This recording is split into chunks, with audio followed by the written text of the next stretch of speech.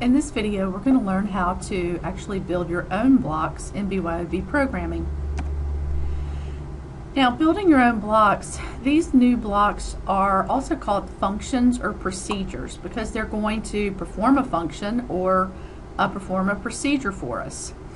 You've already used many of these in BYOB if you've programmed in there, whether you are moving a certain number of steps or turning a direction, or putting a pin down or anything. All of those are functions or procedures that are the blocks that were prepared for you when you first started BYOB. Now, a function is an example of what is called procedural abstraction. Abstraction is data hiding. In other words, we know our car works. We don't know exactly how our car works.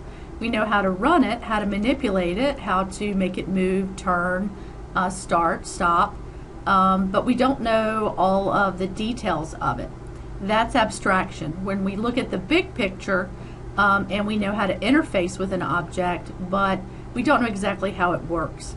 So procedural abstraction is when we have a code block or a script block like move 10 steps, and we know how to use it, we know what it does, but we don't know what's behind it that is actually making our sprite move or look like it's moving. So we can create our own script or our own little code block that one time, and then we can use it as many times as we want without having to rewrite code. All you have to do is call or invoke it, or in our case, drag it over onto our script area and then click it, or have it run when a key is pressed or the flag is clicked. So we're going to learn how to create those blocks.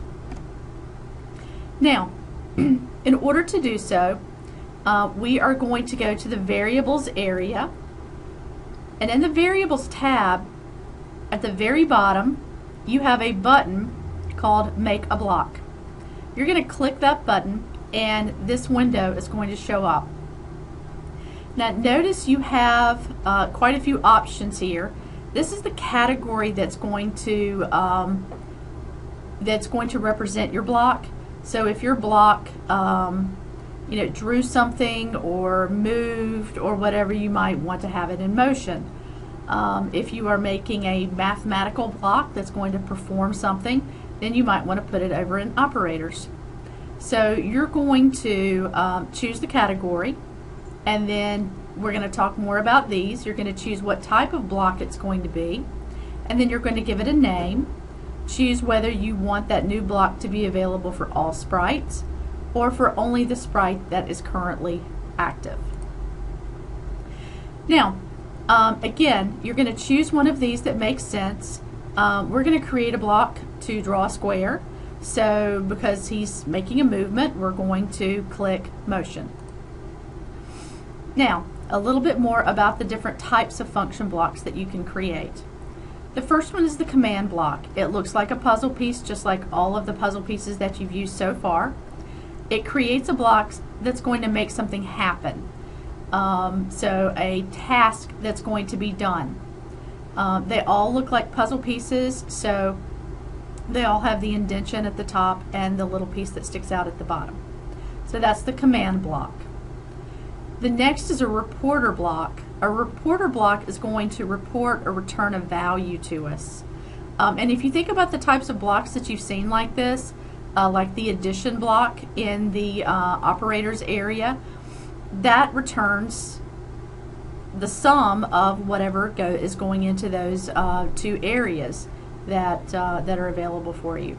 So it's going to return a value to us. The last one is a predicate.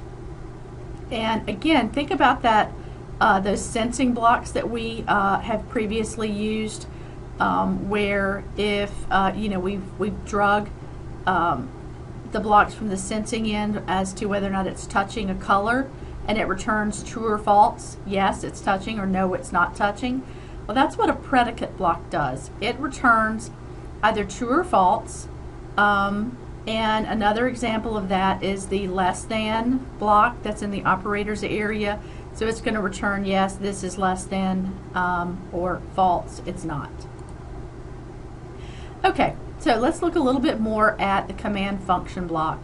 Again, it's going to carry out a task. It's not going to return anything to us. It's going to simply go do something for us, such as drawing a square. So we have draw square, and that is a command block. You can tell by the shape of it that it is a command block. Now let's actually go over to BYOB. So this is my command block, and I'm going to hit edit.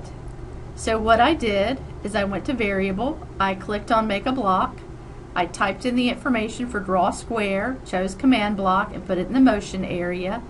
And then I'm going to come in here and I'm going to actually build the code. So it's a little bit like when you were broadcasting before and you said broadcast, do something for me, and then when the broadcast was received it did those steps. Well, here you're going to call the script to run, and then inside the script is the actual information as to what it does. So it's going to drop the pin and then repeat 4 times, move 100 steps, turn 90 degrees whenever this is called. So I'm going to click OK, and I'm going to click that, and you can see BYOB over here, Alonzo, he drew the square for me. So if I move him and draw him again, every time I click this he's going to draw that square. Okay, now we have a reporter block. With the reporter block, remember it's going to return something. So if I created a max of X and Y, this would be my blocks editor, and down at the bottom it's going to have report something. This something that's written in this little square area must be replaced with something in order for this block to work, because that's what it's going to return. So let's look at a quick example of that. Move my command back over, and here is my reporter. So I've already created it, so I'm going to go to edit so that you can see what it looks like. Now we're going to talk about variables in a few minutes, but I created what's called a script variable, and that's just a variable that is local to just my function here, because that's the only place I'm using it. So I drug over script variable and put it in instead of actually creating a new variable. So within this I have my if. So if X is greater than Y, I want to set my script variable, which is called biggest, to X. And all I did was grab a hold of X here and come down and drag it in. And now I have an extra one. Get rid of that. So you're going to click and drag and drop them in. And I'll get rid of the extra again. Same thing with biggest. You can click and drag it because the biggest is what I want it to return. I want it to return whichever one of either X or Y is larger. So I can literally drag biggest down and drop it into the report area, and then that's what will report back. So here X is greater than Y, so I want to set biggest, which is my variable that's going to represent whichever one is the maximum, to X because it was larger. Else I want to set it to Y. So when I click that and go back, so if I click this block, it tells me that 3 is the larger one. So I'll change this so that you can see it, and now it will tell me that 6 is the larger one. So that is a reporter block. Now again, a predicate block either returns true or false. It also has the report at the bottom because it needs to return either true or false. Now you can actually, instead of having your code up here, you can actually just have it down in that report block. So let's take a quick look at that. And there's my predicate, which is greater than or equal to. So let's look at the code. So I've got X greater than or equal to Y, and down here, if X is greater than Y or X is equal to Y, then this should be true, correct? So I drug in an or, and then I drug in the greater than and the equal to, and then I drug the X down and placed it, and the Y, and then the X again and the Y again. So it will evaluate each of these and see that it's OR, and so evaluate it appropriately. So if I click that block, it comes up with true, and I'll change that to a 1. Click it again, and it comes up with false. So that is my predicate block. Now, that information that we've been putting in, such as the 1 or the 2, this input, or the 6 and the 3 here, that input is called an argument. So if we're talking computer science lingo, then our block is accepting an argument, which is our input, that is going to actually give it the information that it needs in order for it to complete what we're doing. So let's go back and edit the draw square so that we can tell it how big of a square to draw.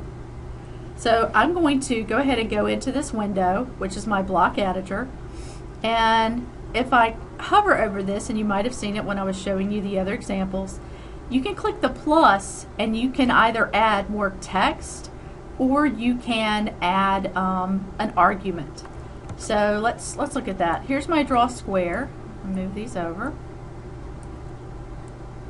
So there's draw square, and I'm going to go to edit. So see, when I hover over it, I can add information. So I want to add the size. So I'm going to click the little plus, and it comes up with input name. And I'm just going to type size, and that's an input name. I'm not just adding text to it.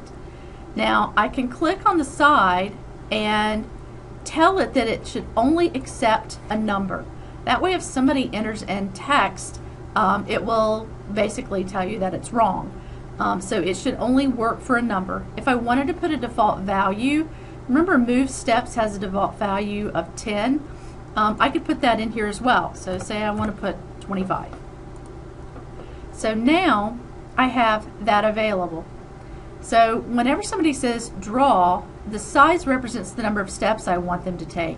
So I'm going to click and hold and drag size down and replace it with 100, or replace the 100 with it. So now if I click OK, it says draw square. So I'm going to tell it to draw size 200, which will be twice as large. So if I click it, you see it drew the larger square. So again, all I did was drag that down and replace the 100 inside my code. So now I've created an argument, which is a variable very specific to this procedure or script that I'm using. Okay, so again, you can change the size as you like. Now you can also do that when you are actually typing it out, when you're typing the name of it, when you're in your make a block, by saying draw shape size. That will be text, and then %sign size. That %sign, there's no space in there. That %sign tells it that size is going to be a variable, so it's going to be an input or an argument. The same thing with sides, %sides. So again, it says that that is going to be an argument. So the other thing that I told you that I wanted to mention was about script variables. Again, they're very specific to only inside this script. So this script variable, bigger value, I won't see it over here. If I click out of my editor, I'm only going to be able to use it inside this editor. So it's a very, very specific to only there. Now, again, we can limit the input types that we want to be accepted as the argument, and you're going to do that with your blocks editor. You can do it when you're setting it up, or you can do it afterwards. So I could literally come here and edit, and I could come to the side and click on this, and it would come up. So all I did was click on my argument up here, and then click on the little arrow, and it brings up the edit input name, and then it lets me set the type. Again, you can also specify a default value, which I showed you before. there at the bottom of this window right here. So again, if you want only a number, you can tell it to return true or false. You can tell it to accept anything. You can tell it to only accept text. Whatever is appropriate for the argument that you have for your block. Now you can use functions within functions. So if I have max of x and y and z, then down below I already had that max of x and y. So I literally can use the one within another. So you can stack these things and they can actually get fairly large. So you can use custom-made blocks just like you do with any other blocks that you have in BYOB. And that's it for how to build your own blocks.